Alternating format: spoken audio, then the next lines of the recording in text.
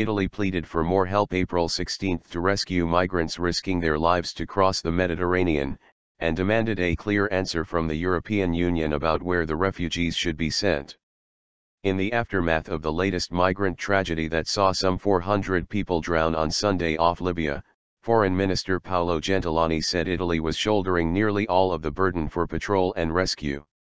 90% of the cost of the patrol and sea rescue operations are falling on our shoulders, and we have not had an adequate response from the EU, he told the Italian daily Corriere della Sera, adding that the EU was only spending €3 million a month on its Operation Triton sea patrols.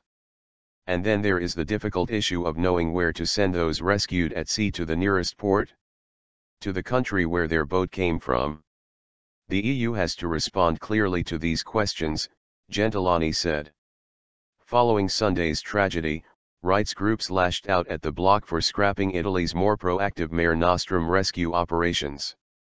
Survivors told charity workers in Italy that the overcrowded vessel overturned when refugees on board surged to see their rescuers approach.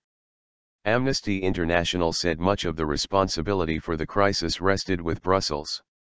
In demanding an end to the Mare Nostrum rescue operation that saved 170,000 lives, and replacing it with a surveillance mission, Triton, the EU has turned its back on its responsibilities and clearly threatens thousands of lives, said Jean-François Dubost, Amnesty's Displaced Persons Director in Paris. Gentiloni said that in order to stem the tide, the EU also had to tackle why the migrants were trying to make the perilous journey to Europe. He said it needed to work on the regions of origin of the wave of refugees, including Syria, the Horn of Africa and Central Africa.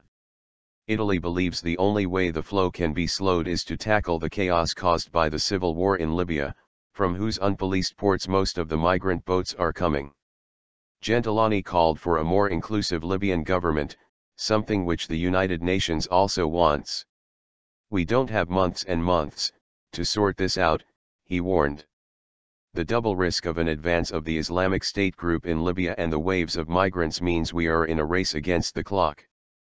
In the face of these threats, Gentiloni raised the possibility of more drastic international action, including targeted anti-terrorist strikes, for example, to help the anti-IS coalition, and action against human trafficking, and more collaboration with African and Middle Eastern countries so that refugees can be welcomed in neighboring countries.